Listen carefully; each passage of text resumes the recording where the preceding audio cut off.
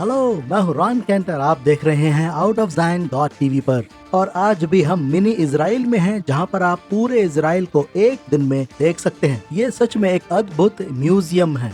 आज मैं जहाँ खड़ा हूँ उस जगह को गतसमनी बाग कहते हैं। वास्तव में यहाँ पर एक चर्च है जो सन 1930 में बनाया गया था। इन सब के पीछे हेलेना की कहानी है, जो कॉन्स्टेंटीन की माँ थी। ये सब बैजेंटीन के दौर की घटनाएं हैं। बेशक ये भी गिरा दिया गया था, जिसे हमने 1930 में फिर से बनाया, और अब ये बिल्कुल नया लगता है।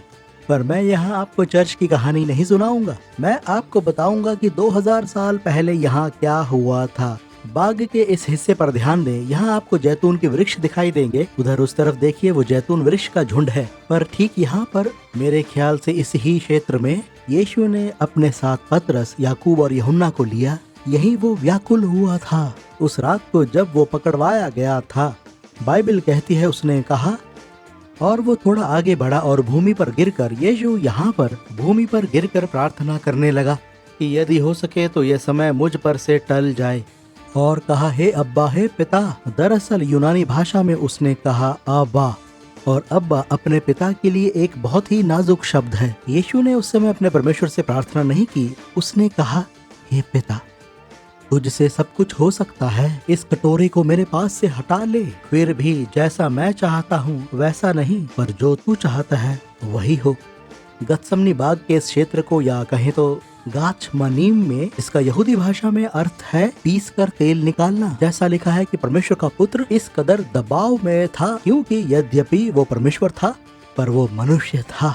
दबाव के कारण उसका पसीना जैतून को पीसने के समान था कि उसमें से तेल निकले। उसका पसीना लहू की बूंद बन गया। अब बेशक ये बिल्कुल जैतून की पहाड़ी के समान तो दिखाई नहीं देता है जैसा कि यरूशलेम में है, पर यहाँ आप यीशु के 3 रूप देखेंगे। ठीक वहाँ वो पहाड़ी है जहाँ से वो उठा लिया गया था। यरूशलेम में इसी जगह उसने अपने चेलों को भेजा था, जैसा लिखा है प्रेरितों के काम के पहले अध्याय में, कि वो स्वर्ग में उठा लिया गया अपने वैभवशाली रूप में, मसीहा के रूप में। पहाड़ी की ढलान पर एक जगह है, डोमिनुस फ्लेविट। यीशु रोया, जैसा लिखा है लूका 19 अध्याय में। जब वो नगर के निकट आया तो उसे देखकर उस पर रोया। ये फसह और क्रूसित होने से पहले उसकी अंतिम यात्रा थी। मत्ती 23 में यीशु का दूसरा रूप दिखाई देता है, जहाँ वो विलाप करते हुए कहता है, हे यरूशलेम, यरूशलेम, कितनी ही बार मैंने चाहा कि जैसे मुर्गी अपने बच्चों को अपने पंखों के नीचे इकट्ठा करती है, वैसे ही तुझे इकट्ठा कर लूं, परंतु तुमने ना चाहा। जब तक तुम ना कहोगे,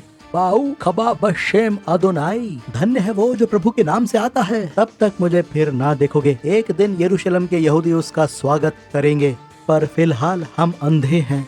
और फिर हम उसे देखते हैं यहाँ गतसमनी के बाग में।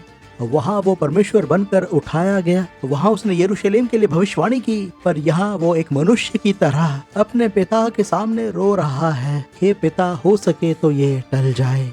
दोस्त, ये हमारा प्रभु है। इसलिए मुझे अच्छा लगता है कि लोगों को इजराइल में लेकर आऊं, ताकि वो इस गहरे संबंध को समझ सकें कि उसका जीवन काल यहाँ आखिर किस तरह का था। पर आप जरूर God.tv पर जाएं, हमारे किसी एपिसोड से ना चुकें, और हमेशा मुझसे संपर्क करें @roncantor.com पर। रॉन को ट्विटर और फेसबुक पर फॉलो करें @RonSCantor पर। रॉन और उनकी सेवकाई या God.tv या आउट ऑफ ज़ायन कार्यक्रम के बारे में और जानकारी के लिए, या इन कार्यक्रमों को दोबारा देखने के लिए God.tv/Zayin पर जाएं।